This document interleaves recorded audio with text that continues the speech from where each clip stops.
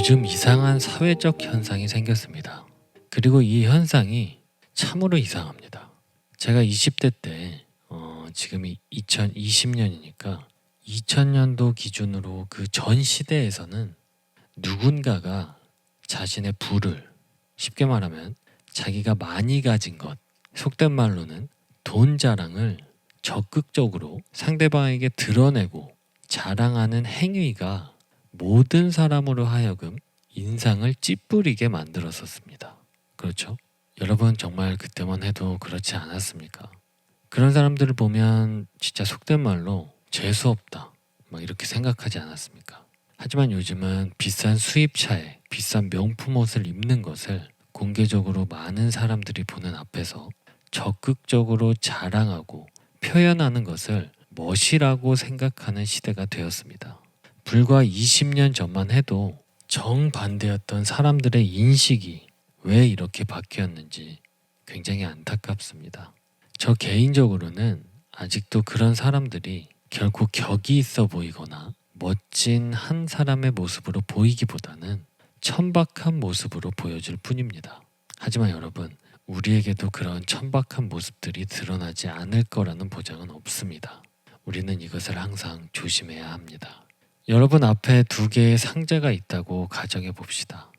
한 상자는 값진 재질의 화려한 문양이 새겨져 있는 누가 봐도 명품 제품이나 진귀한 보석이 들어있을 것만 같은 고급 상자입니다. 반면 다른 한 상자는 어떤 동네의 길거리에서도 흔히 구할 수 있는 특별해 보이지도 않고 고급스러움이라고는 찾아볼 수도 없는 보잘것없는 그냥 상자입니다. 그러나 아무리 값비싼 상자라 할지라도 그 상자 속에 오물이 들어있으면 그 상자는 오물상자에 지나지 않습니다. 그러나 길바닥에 버려진 폐지로 만들어진 보잘것없는 상자라 해도 그 상자 속에 진귀하고 큰 가치를 지니고 있는 보물이 들어있으면 그 상자는 보물상자입니다. 여러분, 상자는 그 속에 무언가를 담기 위해서 나무나 대 혹은 종이 따위로 만든 그릇이라고 볼 수 있습니다. 그러므로 상자의 가치는 상자 자체에 있지 않고 그 속에 들어있는 내용물에 의해서 판가름 나게 됩니다. 오물이 들어있으면 아무리 좋아 보이고 고급스러운 형태를 지니고 있어도 그것은 오물 박스일 뿐이고, 보물이 들어있으면 길바닥에 버려진 폐지로 만들어진 보잘것없는 상자라고 해도 그것은 보물 상자인 이유가 바로 여기에 있습니다. 여러분, 우리의 인생도 이와 다르지 않습니다. 언뜻 생각해보면 그 누구도 제가 여러분께 이 둘 중에 하나를 선택하라고 하면 여러분은 모두가 보물 상자를 선택할 것 같지만, 요즘 시대에 제가 보고 느끼는 사람들은 겉만 화려한 대부분 오물 상자를 선택하는 경우가 많습니다. 저 역시도 예외는 아닙니다. 여러분, 예수님께서 공생애를 시작하기 전에 세례 요한의 거주지는 대도시 예루살렘이 아니었습니다. 그의 거처는 그럴듯한 것은 아무것도 없는 황량한 광야였습니다. 그에게는 직물로 만들어진 옷도 없었습니다. 하루 세끼 밥도 제대로 먹지 못했습니다. 요단강에 있는 메뚜기와 석청을 먹었고, 낙타털로 만들어진 어정쩡한 거적대기 같은 옷에 허리에 두른 가죽띠가 그가 소유한 의복 전부였습니다. 그런 세례 요한에게 번듯한 재산이 있을 수도 없었습니다. 설상가상으로 세례 요한은 헤롯 안티파스레에 의해 비참하게 죽었습니다. 자, 여러분, 우리가 볼 때 그의 모양새를 놓고 보자면 세례 요한의 인생은 길바닥에 내버려진 폐지 상자처럼 보입니다. 그런데 여러분, 그거 아시나요? 신약 성경 4복음서가 모두 그 세례 요한에 의해 막이 올랐습니다. 세례 요한이 4복음서에서 영원한 첫 번째 주자가 된 것입니다. 성경을 보면 12제자 중에 요한이라는 인물이 있죠. 그리고 세례를 해주던 세례 요한이 있죠. 둘 다 이름이 같죠. 그래서 그를 가르쳐서 성경은 예수님의 12제자 중 이름이 같은 요한과 구별하기 위해서 그를 세례 요한이라고 불렀습니다. 오늘날 터키에 있는 안티옥을 방문한 바울은 그곳에서 주님의 말씀을 전했습니다. 바울은 그 설교 내용에서 세례 요한을 언급했습니다. 사도행전 13장 25절입니다. 요한이, 여기서 말하는 요한은 세례 요한이죠. 요한이 그 달려갈 길을 마칠 때 너희가 나를 누구로 생각하느냐? 나는 그리스도가 아니다. 내 뒤에 오시는 이가 있으니 나는 그의 발에 신발끈을 묶기도 감당치 못하리라. 굉장히 유명한 구절이죠. 바울이 그 사실을 전하면서 세례 요한의 인생이 끝날 때가 된 것을 세례 요한이 그 달려갈 길을 마칠 때라고 표현했다는 점입니다. 우리말로 달려갈 길이라고 번역된 헬라어 드로모스는 인생의 여정을 뜻합니다. 그리고 마치다라는 헬라어 동사 플레로는 가득 채운다는 것을 뜻합니다.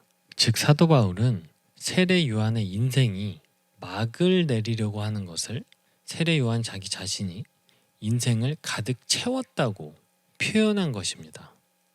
여기서 한 가지 주목해 봐야 될 것은 여타 다른 종교를 보면 우리의 머릿속, 우리의 몸속, 우리의 생각을 비워야 된다는 의미를 내포하고 있는 종교들이 굉장히 많습니다. 하지만 그리스도인들은 다릅니다. 그리스도인들은 비우는 것이 아니라 성령으로 우리의 몸을, 우리의 생각을, 우리의 마음을 채우는 사람들을 의미합니다.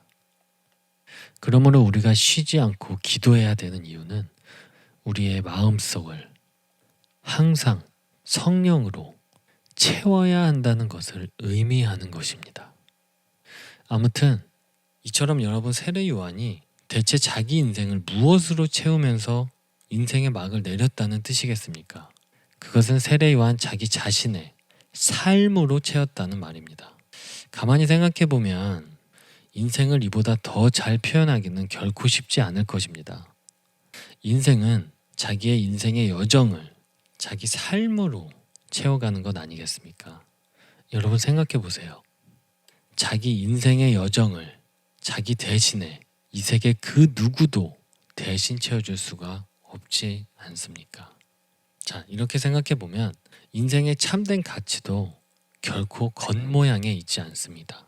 우리의 겉모양이 아무리 화려해 보여도 자기 인생 여정을 물거품처럼 허망하게 사라져버릴 욕정과 쾌락의 삶으로 살아가는 사람이라면 그 사람의 인생은 주님이 보시기에 악취만 진동하는 오물상자일 수밖에 없을 것입니다. 하지만 비록 일평생토록 가난 속에서 굶주리면서 살지만 자기 인생 여정을 영원한 생명과 진리로 사는 사람이 있다면 그 인생은 주님 앞에서 영원한 생명과 진리의 보물상자임이 분명합니다. 이처럼 인생은 자기 인생 여정을 자기 자신의 삶으로 채워가는 것이기에 인생은 전적으로 자신의 책임입니다. 자신이 살아온 결과를 놓고 남의 탓을 하는 사람보다 더 어리석은 인간은 없을 것입니다. 만약 자신의 살아온 인생의 결과가 지금 뒤엉켜 망가져 있다면 그것은 지난 세월 동안 자신의 인생을 바로 그런 삶으로 채워왔다는 증거가 되는 것입니다. 바울은 고린도전서 9장 27절에서 자신은 날마다 자신을 쳐서 복종하게 한다고 고백했습니다. 또 고린도전서 15장 31절에서 바울은 날마다 자신은 죽는다고 토로하기도 했습니다.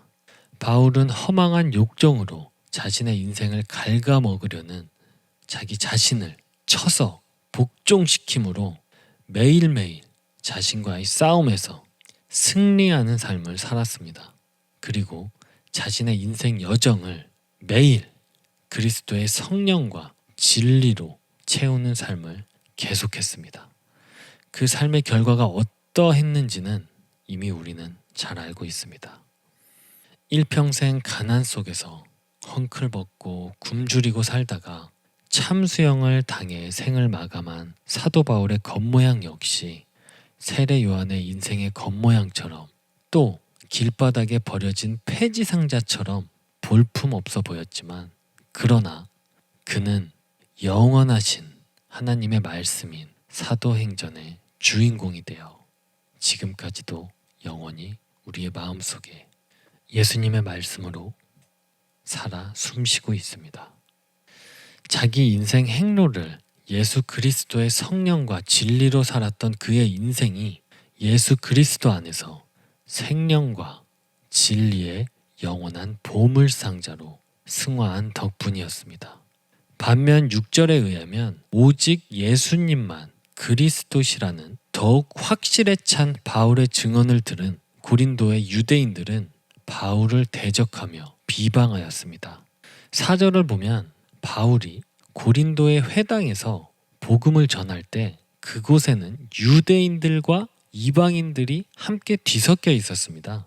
그러나 예수님만 그리스도시라는 바울의 증언을 듣고 강력하게 바울을 괴롭히고 집요하게 바울을 배촉한 사람들은 아이러니하게도 하나님을 알지 못하는 이방인들이 아니라 자칭 하나님의 선민임을 내세우던 유대인들이었습니다. 그들은 하나님을 믿는다고 말은 하면서도 자기 인생 여정만은 자신들의 관습과 신령, 아집과 탐욕으로 채워가는 삶을 반복하는 어리석은 인간들이었습니다. 중요한 사실은 그들은 사도 바울보다 더 좋은 옷을 입고 더 좋은 음식을 먹고 더 많은 것을 지니고 누리는 사람들이었습니다. 지금으로 따지면 값비싼 명품 옷이나 사치스러운 집, 고급 수입 자동차 등 같은 세상의 것들에 집착하고 갖고 누렸다는 의미입니다. 그들은 생명을 구하기는커녕 자기에게 주어진 육체의 생명마저 허망한 탐욕으로 가득 채움으로 그들의 인생은 하나님 앞에서는 악취나는 오물상자일 수밖에 없었습니다. 그들이 세상에서 떵떵거리며 살았을지는 모르겠지만 2000년 전 그들은 고린도에서 모두 한 줌의 흙으로 흔적도 없이 허망하게 다 사라져버리고 말았습니다. 여러분, 우리 모두는 우리 각자의 인생을 써내려가는 작가가 아니겠습니까? 인생 여정이라는 종이 위에 삶이라는 펜으로 우리 각자의 인생을 써내려가는 인생 작가라는 말입니다. 우리 인생의 여정 위에 어떠한 삶으로 우리 인생을 채워갈 것인가, 그것은 전적으로 우리 각자의 선택사항입니다. 이것이 하나님이 저희에게 주신 자유의지의 하나이기도 하고요. 그러므로 그 선택에 대한 책임 또한 그 누구도 아닌 우리 각자의 몫입니다. 따라서 지금부터 우리 모두 허망한 욕정과 탐욕으로 자신의 인생을 갉아먹으려는 우리 자신을 쳐서 복종시킴으로 매일매일 우리 인생 여정을 예수 그리스도의 성령과 진리로 채워가는 새로운 삶을 시작해야 되지 않겠습니까? 그 인생이 비록 세상에서는 길거리에 버려진 폐지 상자와 같이 보일지라도 예수 그리스도 안에서는 영원한 생명과 진리의 영원한 보물상자로 얼마든지 대역전될 수 있습니다. 여러분, 예수님을 한번 생각해 봅시다.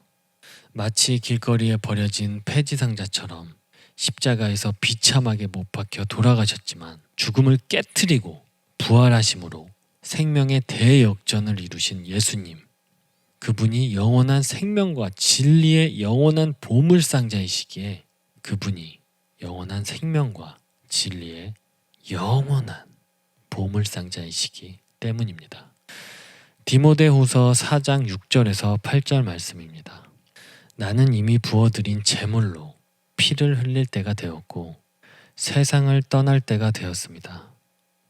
나는 선한 싸움을 다 싸우고 달려갈 길을 마치고 믿음을 지켰습니다.